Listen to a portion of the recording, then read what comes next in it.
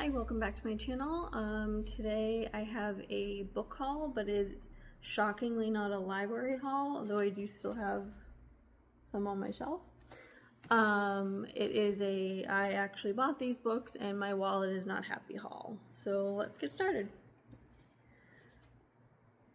20th Century Ghosts by Joe Hill. This is just a short story collection about ghost stories, needless to say. Hard to give a description on this one because they're all short stories, as I just said. So yeah, I can talk today. Next we have A Grim Reaper's Guide to Catching a Killer by Maxi Dara. So this is about modern day Grim Reapers. They work for a company called Scythe, secure collection, yielding, and transportation of human essences. And she is dispatched to collect an essence of a teenager who has passed, but he doesn't want to move on, and he wants to figure out how and why he was murdered. Not a spoiler, it's in the beginning of the book. And then it goes from there. I would call it not necessarily cozy, but like light reading. It's not really like a thriller, it's not really a horror. I'm not really sure what category to put it in, but it's, you know, pretty lighthearted. Problematic Summer Romance by Ali Hazelwood. Maya is 23 and Connor is 38, which isn't, that's how old I am, so there you go. But Maya can't stop thinking about him, and he keeps saying that the power dynamic between the two is too much because of their age difference, and it's too imbalanced. And he's also her brother's best friend, so there's that trope in there too. But Maya's brother is getting married, and the two of them end up stuck in a Sicilian villa for an extended period of time, and romance may arise in close quarters. Not quite, and they were roommates vibes, but, you know, close proximity vibes. The Gingerbread Bakery by Laurie Gilmore. Annie owns a bakery called the Gingerbread Bakery. Shocking.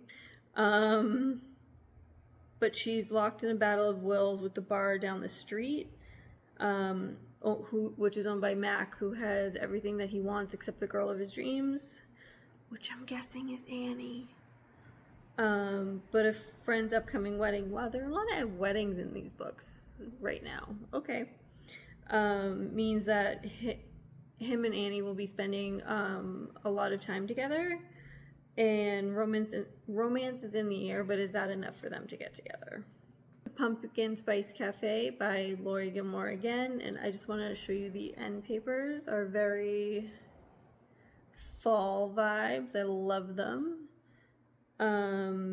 So Jeannie's aunt gifts her Pumpkin Spice Cafe, and she jumps at the chance to run it. She wants to leave her desk job and run the bakery.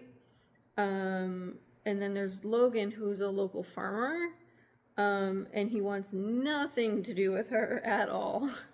It's definitely a grumpy sunshine trope, so looking forward to that one. I do love a nice grumpy sunshine. The Midnight Feast by Lucy Foley. I feel like I'm the last person to read this, and I'm just going to read the back of it because it's really short.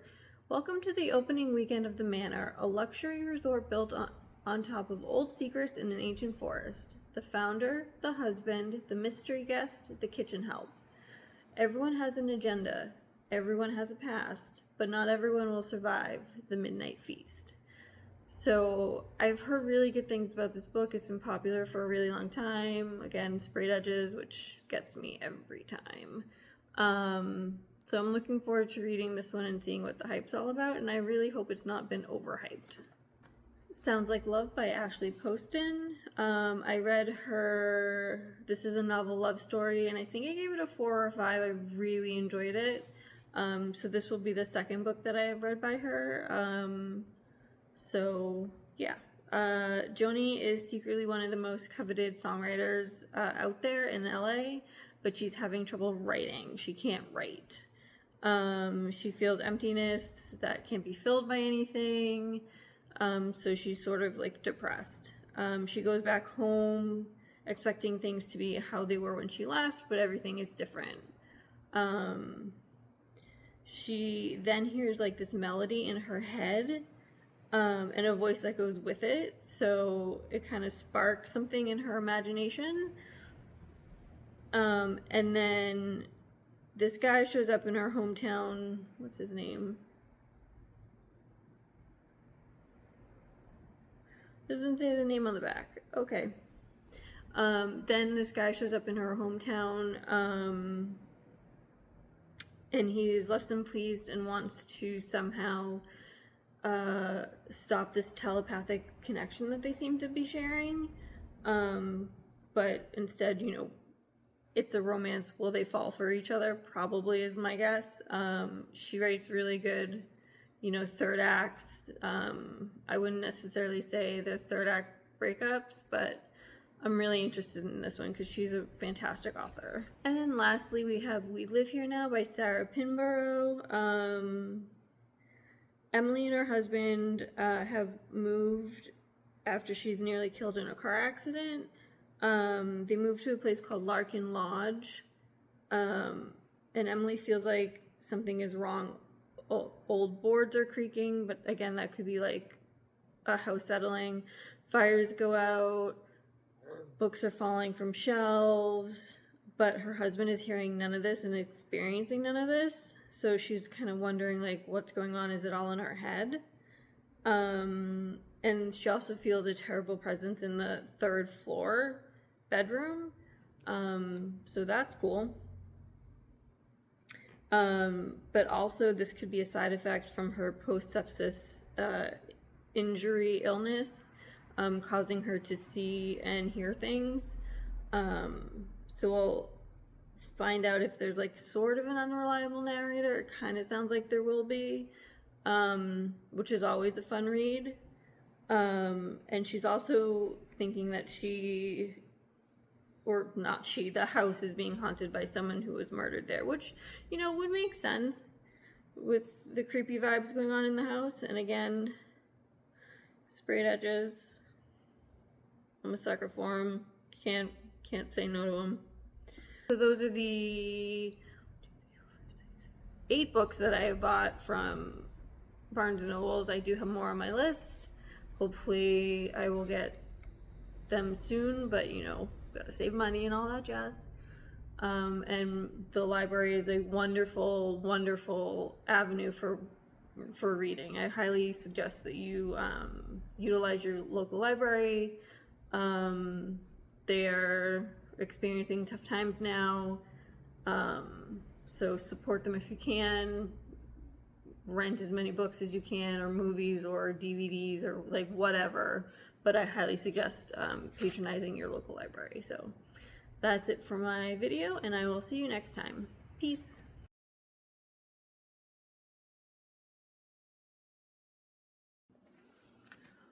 Okay, so I was kidding yesterday when I said my book haul was done, because I may have accidentally, on purpose, done more book shopping. So here are the books that I got second time around.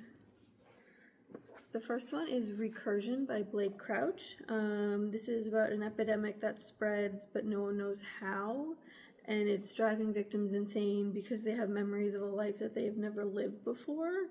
And the fabric of time is also in jeopardy, so that sounds kind of interesting. This book is pretty popular. I used to hear a lot about it, but I just wasn't in the mood to read it at the time.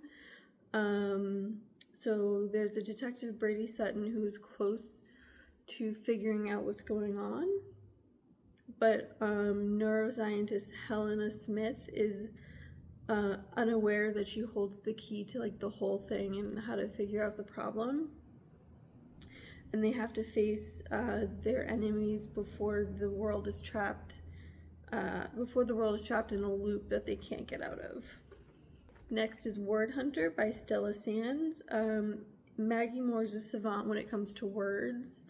Local police go to her for help trying to decipher notes left by a stranger turned rapist.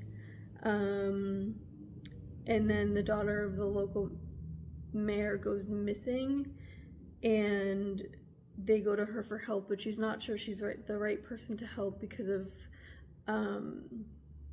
things in her past, and that she might be too close to the crime. You Can't Spell Treason Without T by Rebecca Thorne. And again, those sprayed edges, they're such a real pretty teal color. I don't know if you can really tell. But Raina and Kianth want to open a bookstore, which is nice and cozy. After all, like, the thrillers and stuff, I need a little cozy, if you know what I mean. Raina is taken hostage by an assassin, but decides she's done risking her life for, you know, the queen. And Kianth wants to flee with his girlfriend, and they end up settling in a town called Tawny, which is a town near an icy tundra full of dragons. So dragons are plus. And they end up opening the shop of their dreams. So this book is a case of mishaps, misery, and a murderous queen. Next is Dead 11 by Jimmy Giuliano. Willow discovers the words Clifford Island on her dead son's floor and ends up leading her to discover a small island off Wisconsin's county peninsula. And she goes to the island to try and figure things out, but she realizes it's stuck in 1994. The fashion hasn't changed. People are listening to things in 94. People are watching things from 94. It's just kind of stuck in the past. And then Willow eventually goes missing, and her brother goes to the island to try and find her and learn the truth. So it sounds like an interesting story where her son goes missing, then she goes missing, and hopefully her brother doesn't go missing. Next is Taurus Season by Bryn Weaver, which actually is a new release. Cape Carnage is a cute town with a high body count, which I guess kind of fits the name of the book, or the name of the town, I should say. Harper Starling won't let anyone ruin her home. She's a skilled gardener, and she protects her sanctuary, and she helps her aging She helps her aging mentor who has a fading memory. Nolan Rhodes is a tourist. He's handsome, charming, and skilled with a blade, which I feel like goes with this story. He's also in pursuit of revenge, which I feel like kind of tracks. On the anniversary of the evening that ruined his life, he kills another target. So it sounds like every anniversary of whatever happened to him, he kills someone.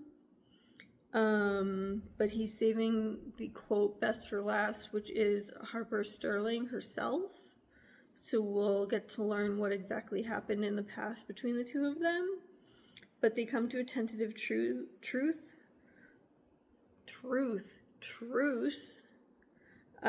when a true crime investigator comes to town on the trail of a serial killer. So Hot Wax by M.L. Rio. He's the author of If We Were Villains, which was a fantastic 5-star read for me. 10-year-old Susan is attracted to her dad's world of electric guitars and tricked out cars. But then her mom remarries and she jumps on the chance to tour with her dad. So it probably sounds like she doesn't want her mom to get remarried or is against the guy that she's remarrying. But then she's the only witness to a violent event and spends 29 years trying to disappear. But then her father's sudden death brings up her troubled past and she tries to hide. But then she hits the road in search of answers because she wants to know what happened and what's going on. Next we have Wild Dark Shore by Charlotte McConaughey. Dominic Salt and his 3 children are caretakers of the island of Shearwater, which is the home to the world's largest seed bank.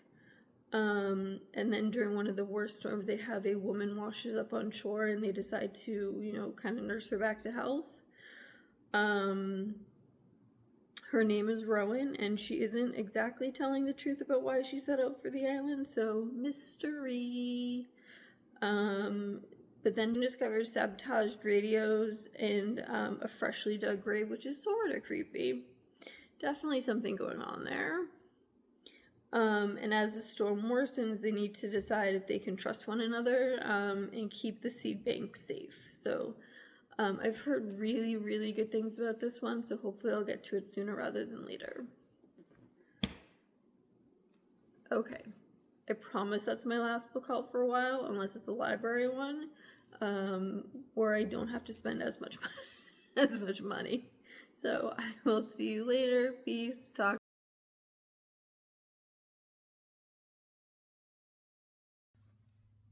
So it's a couple weeks and a new hair color later, and I have neglected to post my book hauls, and I unfortunately have another one, so I'm just gonna tag it here on this video. So let's get started. First we have is Rabbits by Terry Miles. Rabbits is an alternate universe video game where basically the entire world is its canvas. And it was started in 1959, and in total there have been 9 winners, but they're all anonymous, and their prizes are also kept secret, so no one knows how much or if they win any money or notoriety or whatever. But people have died playing the game, and bodies are starting to pile up, and Kay wants to play the game but doesn't have a way in until they are approached by someone who says they're a former winner. And they tell Kay that there's something wrong in the game and that they have to fix it ASAP, or like the fate of the world is at risk. Pumpkin Spice and Everything Nice by Katie Cicatelli-Cook, K-U-C. I'm very sorry. Lucy hates pumpkin spice lattes, which I am not a fan of them either, but that is okay. And it's a problem for her because she's a barista in her mom's coffee shop, but then a la You've Got Mail, a chain coffee shop opens right across the street from their, mom and pop shop. And then there's a new kid in school who is the son of the owner of the new coffee shop, and she starts to sort of fall for him. So she's kind of gotta come to terms with that. How Bad Things Can Get by Darcy Coates. An online influencer and several hundred of his closest friends go to an island basically for partying. Think Fire Island or Fire Festival, whatever the fuck it was called. And Ruth goes, and she's the only survivor of a cult, and she keeps her identity and her past very secret, so no one really knows. Except as the story of the island is uncovered, it's discovered that there may be a connection to her past. And as the partying continues, people start going missing, the games that they're playing become deadly. So yeah, Fire Festival, but bloodier apparently. Mistborn by Brandon Sanderson. I feel like I am the last person who likes fantasy to read this book. Or read anything by him, so it'll happen eventually, right? So a hero had tried to save the world but failed, so the Lord Ruler now commands the vast wasteland of ash and mist. But there is a new uprising that's forming, and it's forming around this guy who's a criminal mastermind, and he needs a street urchin, or he discovers a street urchin who needs to learn how to master the power of being a Mistborn to save the world. Matchmaking for Psychopaths by Tasha Coriel.